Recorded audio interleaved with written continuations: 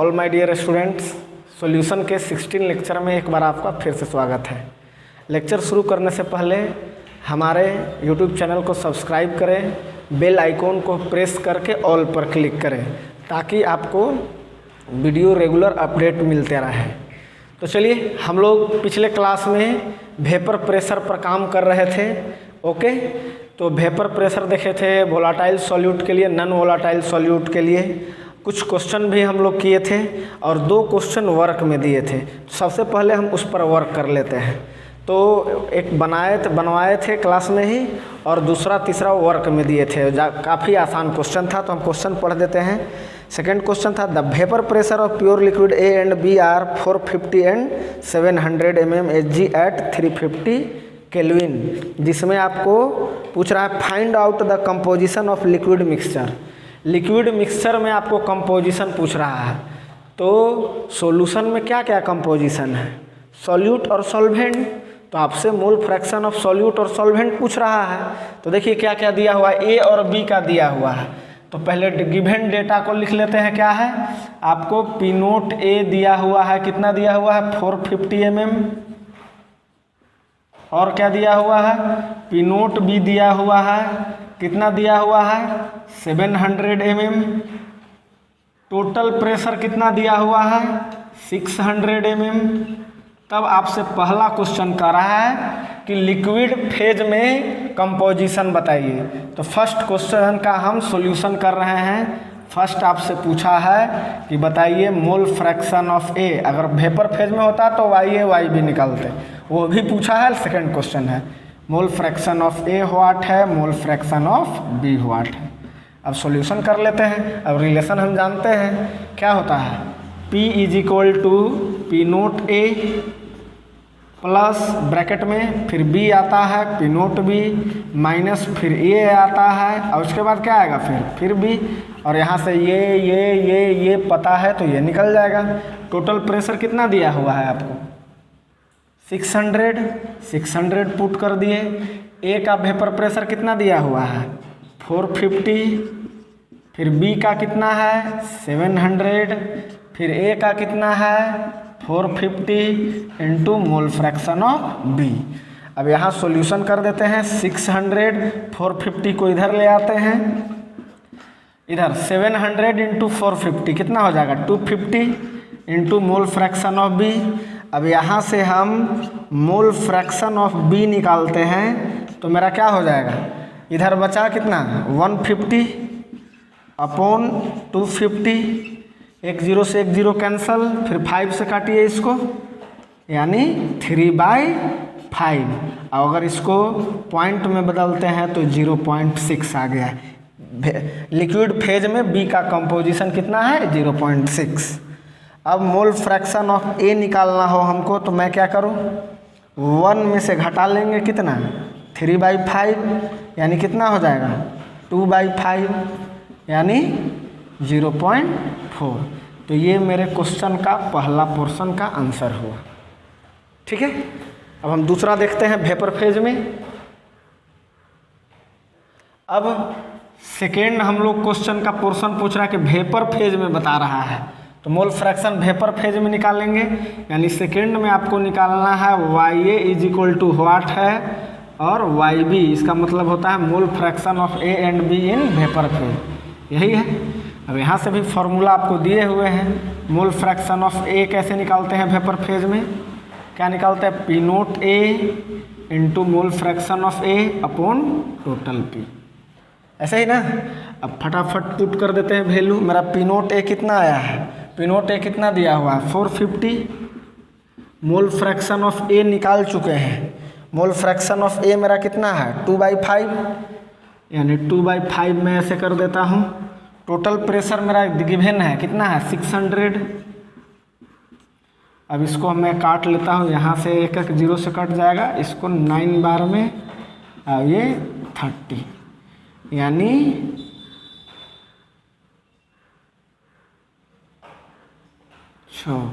यहाँ हो गया। एक बार और काट दीजिए, ठीक है।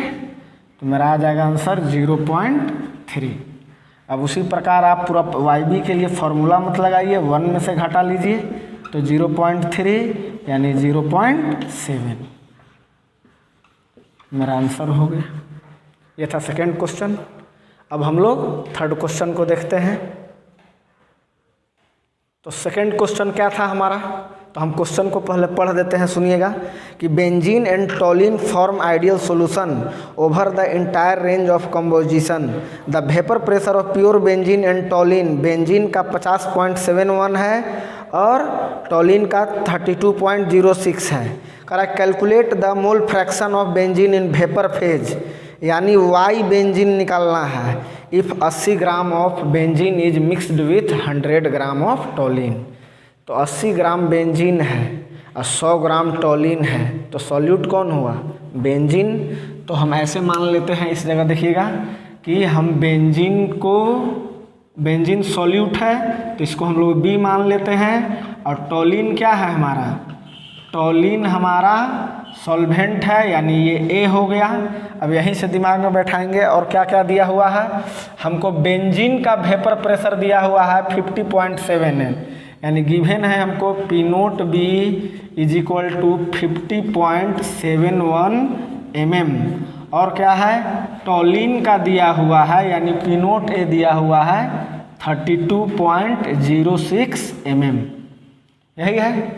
अब हमको से पूछ रहा है कि वेपर फेज में मोल फ्रैक्शन बताइए, तो यानी हमको वाई बी निकालना है, और वाई बी बराबर क्या होता है, P naught B into X B upon total pressure. P naught B तो पता है लेकिन दो चीज़ पता नहीं है, एक्स बी नहीं पता है और टोटल प्रेशर नहीं पता है, तो सबसे पहले वो फाइंड आउट करेंगे। तो चलिए पहले मोल फ्रैक्शन निकाल लेते हैं। तो मोल फ्रैक्शन यहाँ से अगर हम निकालना चाहें तो मोल फ्रैक्शन ऑफ बी कैसे निकालेंगे, ए और बी दोनों निकाल लीजिए।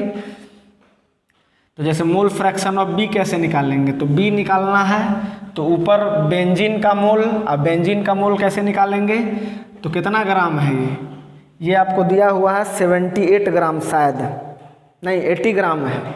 तो 80 अपॉन मोलर मास बेंजीन का कितना होता है, फार्मूला क्या होता है C6H6। अब इसको ऐड कीजिएगा तो 78 आएगा। अब इसका फार्मूला क्या होता है C6H5CH3, ऐड करके देखिए 92 आएगा, यानी 80 अपॉन 78 हो गया। यहाँ क्या हो जाएगा 80 अपॉन 78 प्लस क्या हो जाएगा 92 अपॉन 100 ग्राम है ना, तो 100 अपॉन 92। अब इसको डिवाइड करते हैं हम लोग, तो ऊपर क्या आ जाएगा, इसको डिवाइड करेंगे तो लगभग 1.02, यहाँ भी वही बैठ जाएगा 1.02 प्लस ये आ जाएगा 1.08। अब यहाँ हो जाएगा 1.02 अपॉन 2.10। अब इसको हम लोग डिवाइड करेंगे तो आ जाएगा 0.48। अब यहाँ से आप मोल फ्रैक्शन ऑफ ए भी चाहें तो निकाल लें, कितना हो जाएगा 1 माइनस 0.48 यानी कितना 52, 0.52। ठीक है, मोल फ्रैक्शन निकाल लिया। अब टोटल प्रेशर कैसे निकालने सिखाए हैं, तो P naught A X A plus P naught B X B, सारा डेटा है आपको मालूम। पी नोट ए कितना दिया हुआ है, पी नोट ए आपको है 32.06, मोल फ्रैक्शन ऑफ ए आया है 0.52 प्लस पी नोट बी कितना दिया हुआ है छोटे 50.71। अब मोल फ्रैक्शन कितना निकाले हैं बी का, तो बी का हम लोग मोल फ्रैक्शन निकाले हैं 0.48। अब इसको यहाँ पे गुना करते हैं, तो गुना कीजिए, कितना आ जाएगा गुना करने पर 16.67 प्लस इसको इससे गुना कीजिएगा तो आ जाएगा 24.34। अब इसको हम ऐड कर देंगे तो आ जाएगा 41.01 इतना mm। और जब ये आ गया हमारा, तो हम मोल फ्रैक्शन ऑफ बेंजीन हमसे पूछा है, बेंजीन को बी माने हैं, तो क्या आ जाएगा मेरा फार्मूला क्या लिखेंगे, P naught B X B upon total pressure.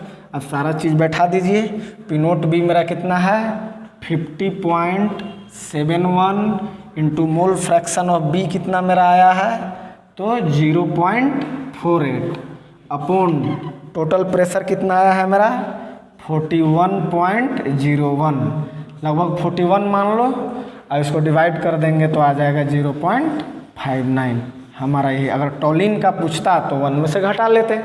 ठीक है, तो चलिए हम लोग अगला को 2 क्वेश्चन था कर लिए। अब हम टॉपिक को आगे बढ़ाते हैं। एक क्वेश्चन और हम इसी पर लिख देते हैं, आप लोग नोट कर लीजिए। ये क्वेश्चन दिए हुए हैं, देख लीजिए और इसको उतार लीजिएगा। ठीक है, अब हम लोग नेक्स्ट टॉपिक पे चलते हैं, फॉर्मेशन ऑफ सॉल्यूशन। अब हम लोग फॉर्मेशन ऑफ सॉल्यूशन पर वर्क करते हैं। ओके, तो फॉर्मेशन ऑफ सॉल्यूशन पर वर्क करेंगे। सॉल्यूशन का फॉर्मेशन, ऐसे एक्चुअली हमको पढ़ना है टाइप्स ऑफ सॉल्यूशन। सॉल्यूशन का टाइप बांटने से पहले आप समझ लीजिए कि फॉर्मेशन ऑफ सॉल्यूशन होता कैसे है। जैसे एक रसना है, एक और रसना ले लिए, दोनों को मिला देंगे तो क्या सॉल्यूशन बन जाएगा? नहीं बनेगा। या पानी को पानी से मिला देंगे तो सॉल्यूशन बन जाएगा? नहीं। सॉल्यूशन बनाने के लिए पानी को रसना से मिलाना होगा या रसना को पानी से मिलाना होगा, यही ना। यानी सॉल्यूशन बनने के लिए मिनिमम 2 कंपोनेंट होना चाहिए। तो अब हम देखते हैं कि सॉल्यूशन का फॉर्मेशन होता कैसे है। तो चलिए हम आपको दिखाते हैं कि सॉल्यूशन का फॉर्मेशन कैसे होता है। जैसे एक हम यहाँ पे ले लिए, एक प्योर लिक्विड ए ले लिए, प्योर लिक्विड ए लिए हैं बाबू। तो बताइए इसके सरफेस पर किसके मोलिक्यूल नज़र आएंगे? ए के मोलिक्यूल नज़र आएंगे। ऐसे हम लिख देते हैं और इसका मान लेते हैं कि वॉल्यूम V1 है। एक और लिक्विड लेते हैं, एक और लिक्विड लेते हैं, प्योर लिक्विड बी ले लिए, क्योंकि आपको सॉल्यूशन का फॉर्मेशन करना है तो 2 कंपोनेंट होना चाहिए। बताइए इसके सरफेस पर किसके मोलिक्यूल नज़र आएंगे? बी के। ऐसे ही ना। मान लिए कि इसका वॉल्यूम V2 है। अब सॉल्यूशन बनाना है तो दोनों को मिक्सअप करेंगे। तो चलिए मिक्सअप करते हैं। मिक्सअप कर रहे हैं तो एक नए सॉल्यूशन का फॉर्मेशन हो जाएगा। नए क्या मतलब सॉल्यूशन का फॉर्मेशन हो जाएगा। यानी अब यहाँ क्या बन गया हमारा? सॉल्यूशन बन गया बाबू A प्लस B। अब यहाँ पे सरफेस पर क्या नज़र आएगा? A की B, तो मिक्स हो चुका है। यानी इसके सरफेस पर आपको A और B दोनों नज़र आएंगे। जैसे ये A हुआ तो ये B हो जाएगा। ये एक को हम छोटा दिखा रहे हैं क्योंकि आप जान रहे हैं पूरा कंसेप्ट। एक ज़्यादा वोलाटाइल होता है, कम वोलाटाइल होता है, इस पर है। ठीक है, तो इन जनरल हम लोग अगर सॉल्यूशन बनाते हैं तो क्या करते हैं कि मान लीजिए कि 2 लिक्विड कोई मिला रहे हैं तो 10 ml एक A ले लिए और 10 ml B ले लिए। अब तब आपसे पूछ रहे हैं कि बताइए जो सॉल्यूशन बना उसका वॉल्यूम क्या होगा? तो आप क्या बोलोगे? 20 ml। अभी तक जितना भी ये सॉल्यूशन पढ़े हैं हम लोग देखे हैं, रॉल्ट्स लॉ को जो फॉलो किया है वो सब इसी तरह का हुआ कि इसका 10 ml लिए, इसका 10 ml लिए तो इसका 20 ml बनेगा।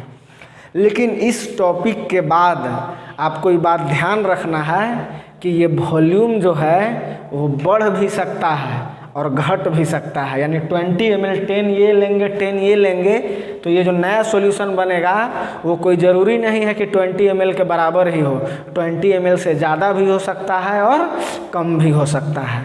ओके, इस टॉपिक के बाद तो पहले थोड़ा सा समझ लेते हैं कि यहाँ सॉल्यूशन का फॉर्मेशन कैसे हुआ। जब प्योर लिक्विड ए था तो इसमें इसके पास कैसा इंटरेक्शन था? ए के बीच में फोर्स काम कर रहा है, इंटरमोलिकुलर फोर्स। तो मान लिए हम यहाँ पर कि ए इंटरेक्शन यहाँ पर काम कर रहा है, ए इंटरेक्शन है। और यहाँ पे क्या हो रहा है कि ए के बीच में इंटरेक्शन ब्रेक होगा तब ना ए बी के बीच इंटरेक्शन बनेगा। यानी यहाँ पे ए इंटरेक्शन ब्रेक हुआ है। अब ब्रेक होने से मालूम है कि क्या होता है? हीट क्या होता है? एब्जॉर्ब होता है, हीट लगता है, हीट एब्जॉर्ब होगा। अब यहाँ पे आ जाइए, यहाँ कैसा इंटरेक्शन है? बी और बी के बीच में है तो इसको मान लेते हैं हम बी इंटरेक्शन। कैसा इंटरेक्शन है? B interaction. बेटा बहुत खतरनाक इंटरेक्शन है। क्या है, बीबी इंटरेक्शन यहाँ पर है, तो ये भी क्या हो रहा है, बीबी इंटरेक्शन क्या करेगा, ब्रेक करेगा, ये भी ब्रेक करेगा, और ब्रेक करने से हीट क्या होते हैं, एब्जॉर्ब होता है, हीट एब्जॉर्ब होगा। अब ये क्या हो रहा है कि दो ए के बीच में बी फोर्स ऑफ अट्रैक्शन को तोड़ दिया और देखिए जाके बैठ गया। या इधर से बात करो तो दो बी के बीच में ए क्या कर दिया, एंटर कर गया, मतलब इन दोनों के बीच में इंटरेक्शन को तोड़ दिया। यानी सॉल्यूशन बनते समय क्या होता है, जो प्रीवियस इंटरेक्शन होता है वो ब्रेक हो जाता है, अब एक नया इंटरेक्शन बनता है। तो यहाँ किसके किसके बीच में इंटरेक्शन होगा, ए और बी के बीच में। तो यहाँ हम मान लिए इसका वॉल्यूम मान चुके हो, V3 मान लिए हैं। इंटरेक्शन कैसा है, ए बी इंटरेक्शन है, यहाँ ए बी इंटरेक्शन है।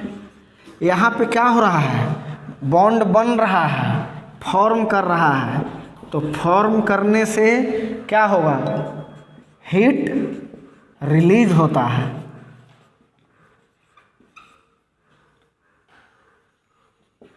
हीट रिलीज होता है, इस तरह का फंडा है। यानी कि यदि किसी दो लिक्विड को हम मिला रहे हैं तो क्या हो रहा है कि ए इंटरेक्शन ब्रेक करेगा, बी इंटरेक्शन ब्रेक करेगा और नया इंटरेक्शन ए भी आएगा। अब यहाँ पे समझिएगा आप बात को कि अगर कोई भी सॉल्यूशन बना रहे हैं, इन जनरल क्या फंडा है कि प्रीवियस इंटरेक्शन ब्रेक करता है और कुछ नया इंटरेक्शन डेवलप होता है। प्रीवियस इंटरेक्शन ब्रेक करता है और कुछ नई इंटरेक्शन आती है, मतलब इंटरमोलिकुलर फोर्स आती है। अगर यही इंटरेक्शन जब दो लिक्विड को मिलाए हैं, अगर यही इंटरेक्शन प्रीवियस इंटरेक्शन के बराबर हो जाए, यानी ए बी इंटरेक्शन ए इंटरेक्शन और बी इंटरेक्शन के बराबर हो जाए, तो इस तरह के सॉल्यूशन को हम लोग आइडियल सॉल्यूशन कहते हैं। और आइडियल सॉल्यूशन में ना ही हीट एब्जॉर्ब होता है और ना ही हीट रिलीज होती है। और इस तरह के सॉल्यूशन के केस में ही V1 प्लस V2 जो है वो V3 के बराबर होगा। यानी 10 ml ये लेंगे, 10 ml ये लेंगे, तब 20 ml बनेगा। कब, जब A interaction B interaction A B interaction के बराबर हो जाए। अब जरा सोचिएगा कि अगर इंटरेक्शन जो है, इंटरेक्शन मतलब इंटरमोलिकुलर फोर्स की बात कर रहे हैं। अब क्या कर रहे हैं कि नहीं, जो ए बी बना, नया इंटरेक्शन तैयार हुआ, वो इंटरेक्शन ज़्यादा है, इंटरमोलिकुलर फोर्स ज़्यादा है, तब देखो क्या इफेक्ट पड़ेगा। इंटरमोलिकुलर फोर्स ज़्यादा हो जाएगा, तो ज़्यादा हो जाएगा तो क्या होगा, लिक्विड के मोलिकुल नज़दीक नज़दीक आ जाएंगे, और लिक्विड के मोलिकुल नज़दीक नज़दीक आ जाएंगे तो क्या हो जाएगा, वॉल्यूम घट जाएगा, तब ये आइडियल सॉल्यूशन नहीं कहलाएगा। या दूसरा केस क्या हो सकता है कि इंटरमोलिकुलर फोर्स वीक हो गया, तो लिक्विड के मोलिकुल दूर दूर हो जाएंगे, और जब लिक्विड के मोलिकुल दूर दूर हो जाएंगे तो दोनों लिक्विड को जब मिलाएंगे तो आफ्टर मिक्सिंग इंटरमोलिकुलर फोर्स क्या हो गया, वीक हो गया, तो लिक्विड के मोलिकुल दूर दूर चले जाएंगे, तो वॉल्यूम क्या हो जाएगा, इंक्रीज कर जाएगा। अब वॉल्यूम इंक्रीज कर गया तब भी कहेंगे कि ये आइडियल सॉल्यूशन नहीं है, मतलब ये कैसा सॉल्यूशन हुआ, नॉन आइडियल सॉल्यूशन हुआ।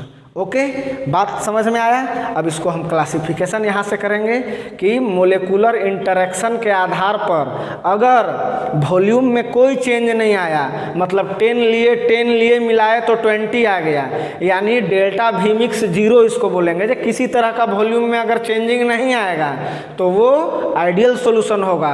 और अगर मिक्सअप करने के बाद अगर वॉल्यूम बदल गया तो बाबू वह नॉन आइडियल सॉल्यूशन कहलाएगा। ठीक है, तो इसको समझने के लिए हम लोग क्या करते हैं, कुछ पॉइंट देखते हैं।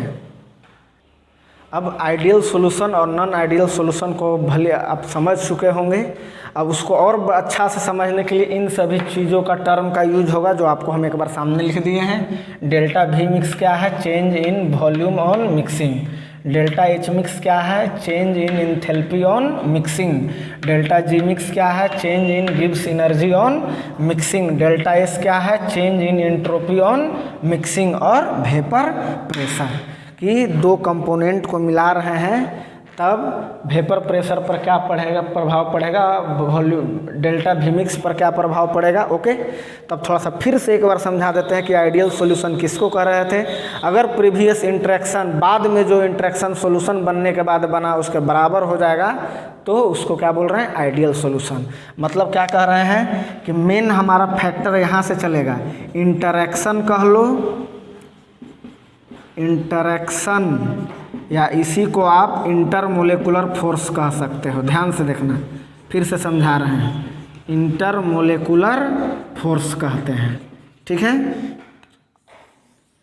अगर इंटरेक्शन सेम रह गया, प्रीवियस इंटरेक्शन और बाद में सॉल्यूशन के बनने के बाद जो ए बी बना था, मतलब ए बी इंटरेक्शन ए इंटरेक्शन और बी बी इंटरेक्शन के बराबर आ गया।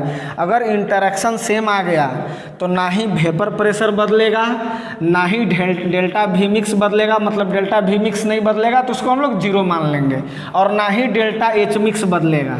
ठीक है, अब इन दोनों के बारे में हम लास्ट में बताएंगे, पहले 1 2 3 के बारे में समझिए। अगर इंटरेक्शन बढ़ा, अगर इंटरमोलेकुलर फोर्स बढ़ गया तो लिक्विड के मोलेकुल नज़दीक नज़दीक आएंगे, और नज़दीक नज़दीक आएंगे तो वॉल्यूम क्या हो जाएगा, ओरिजिनल से घट जाएगा नहीं, और डेल्टा एच मिक्स भी क्या हो जाएगा, वो भी घट जाएगा। अब वेपर प्रेशर की बात करते हैं, क्या कह रहा है कि इंटरमोलेकुलर फोर्स बढ़ा है, यानी लिक्विड के मोलेकुल नज़दीक नज़दीक आए हैं, यही ना। अब नज़दीक आए हैं बाबू, नज़दीक आए हैं तो वेपर प्रेशर और इंटरमोलेकुलर फोर्स में कैसा रिलेशन है, उल्टा, यानी इंटरमोलेकुलर फोर्स बढ़ाइएगा तो वेपर प्रेशर क्या हो जाएगा, घट जाएगा। वेपर प्रेशर भी मतलब ये ओरिजिनल वैल्यू से घट जाएगा। ओरिजिनल वैल्यू क्या होता है, P naught A X A plus P naught B X B के बराबर होता है वेपर प्रेशर ऑफ सॉल्यूशन, तो उससे घट जाएगा।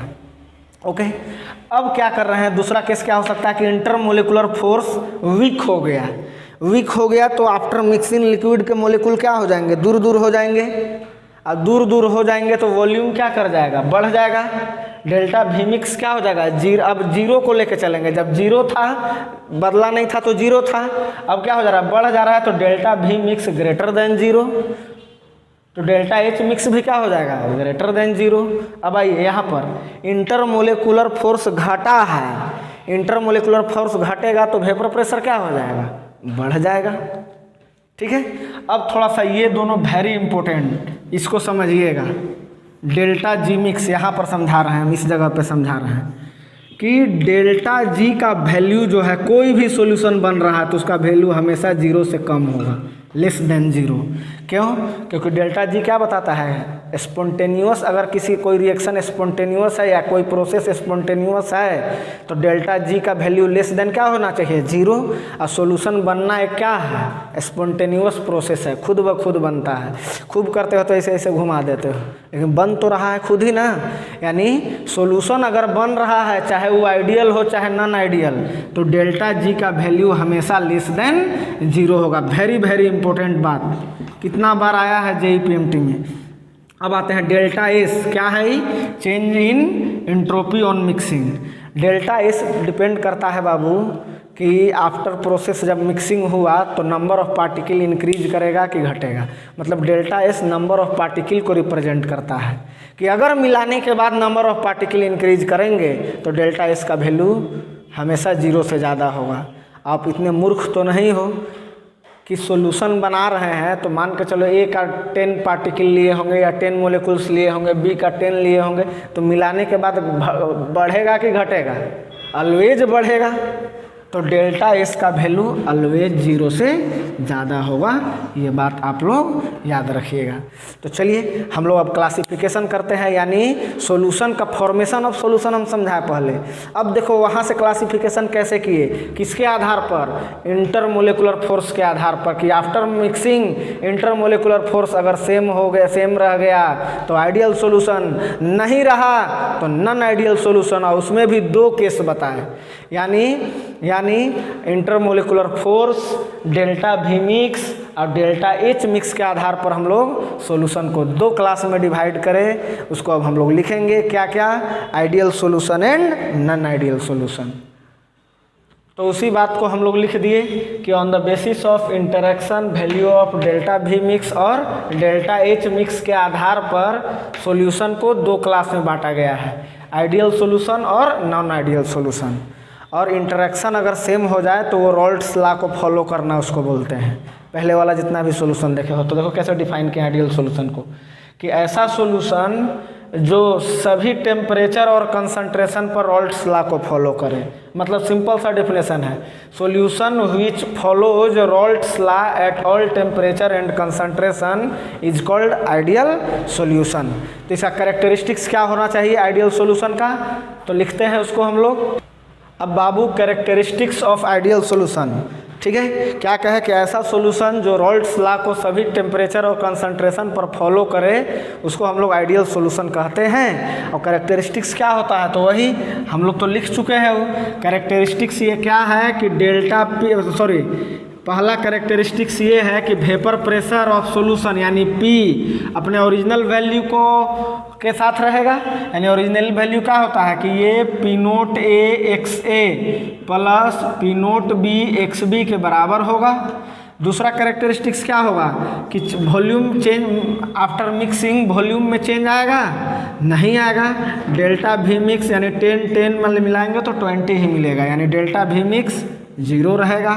थर्ड क्या कैरेक्टरिस्टिक्स कह सकते हैं कि डेल्टा H मिक्स ये भी 0, मतलब ना ही हीट एब्जॉर्ब होगा ना ही रिलीज होगा। फोर्थ डेल्टा G अभी तुरंत बताएं, चेंज इन गिब्स एनर्जी। अगर सॉल्यूशन है तो स्पॉन्टेनियस है, और स्पॉन्टेनियस है तो डेल्टा G का वैल्यू लेस देन हमेशा 0। पांचवा डेल्टा S ये हमेशा 0 से ज़्यादा होगा, क्योंकि दो कंपोनेंट को मिलाएंगे तो नंबर ऑफ पार्टिकल ऑलवेज बढ़ेगा। अब बढ़ेगा तो delta S mix always greater than 0। अब ये किसी तरह का भी सॉल्यूशन ले लीजिए, ये वैल्यू हमेशा फिक्स रहेगा, डेल्टा G लेस देन 0 रहेगा, डेल्टा S ग्रेटर देन 0। अगर 6 पॉइंट लगाना चाहते हैं तो यहाँ क्या हुआ है, AA इंटरेक्शन जो है और BB इंटरेक्शन जो है वो ऑलमोस्ट AB इंटरेक्शन के क्या है, बराबर है।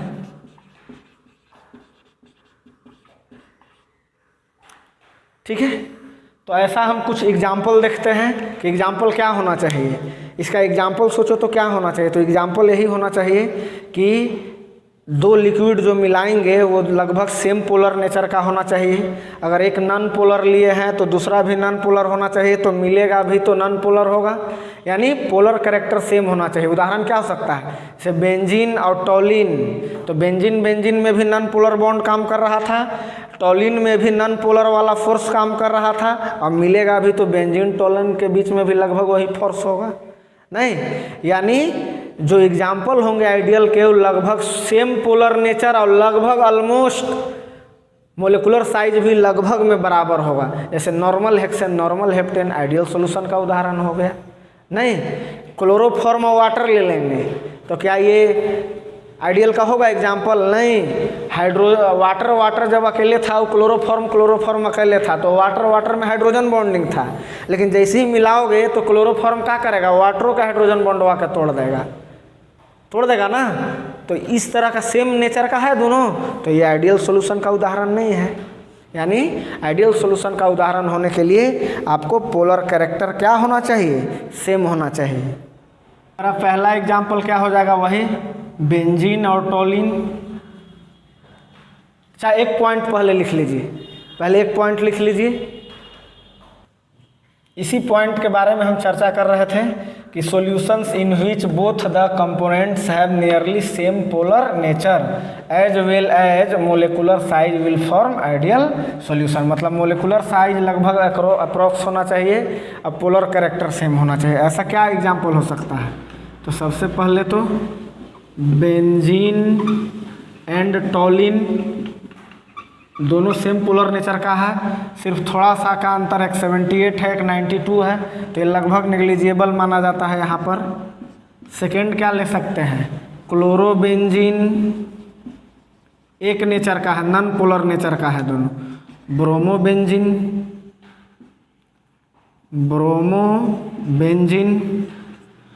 और क्या हो सकता है, जैसे CH3 CH2 Cl ले लिए, तो इसके साथ CH3 CH2 Br ले लिए। मतलब देखिए लगभग मोलिकुलर साइज अप्रोक्स रख रहे हैं, अब पोलर कैरेक्टर सेम रख रहे हैं, ठीक है। CH3CHCl2 कर लो यहाँ, और यहाँ कर लो CH3CHBr2।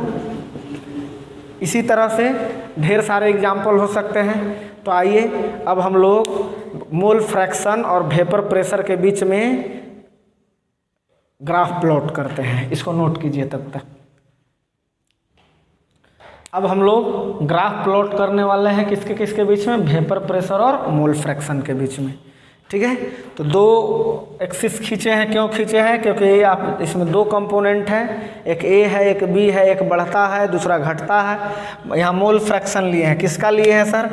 तो सपोज करो कि अगर हम यहाँ मोल फ्रैक्शन ऑफ ए 0 लिए होंगे, मोल फ्रैक्शन ऑफ ए 0 होंगे, तो ये क्या होगा, इधर से इधर इंक्रीज करेगा। अब इंक्रीज करते करते ए का वैल्यू यहाँ पे मैक्सिमम आ जाएगा, और जब यहाँ इसका वैल्यू मैक्सिमम आ जाएगा तो इस पर किसका वैल्यू मिलेगा हमको, पी नोट ए का मैक्सिमम। जब ए यहाँ 0 है तो बी यहाँ क्या होगा, 1 होगा, क्योंकि दोनों का सम 1 होना चाहिए। और ये घटते घटते यहाँ पर क्या आ जाएगा, 0 हो जाएगा। यानी बी यहाँ 1 है, ए 0 है, यानी हमको पी नोट बी कहाँ मिलेगा, यहाँ पर मिलेगा पी नोट बी। अब जब ए का मोल फ्रैक्शन 0 था तो यहाँ इसका वेपर प्रेशर ए का क्या है, 0 है, देख लीजिए। अब धीरे धीरे क्या होगा, ये इंक्रीज करेगा,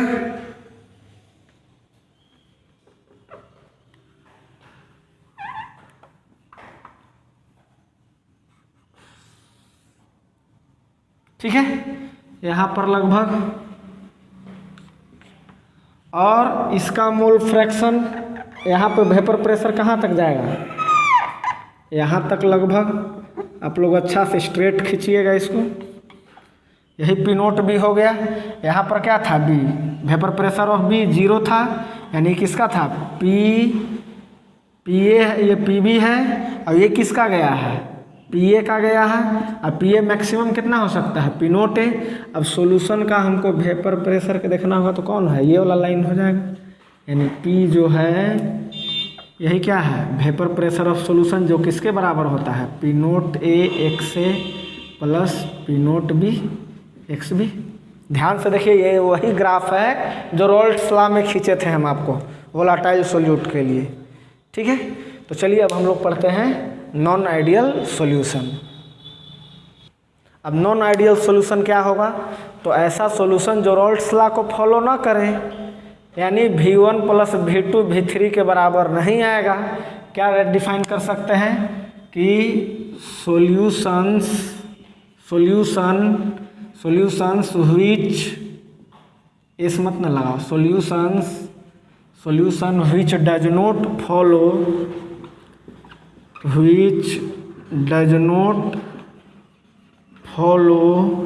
Raoult's law is called non-ideal solution,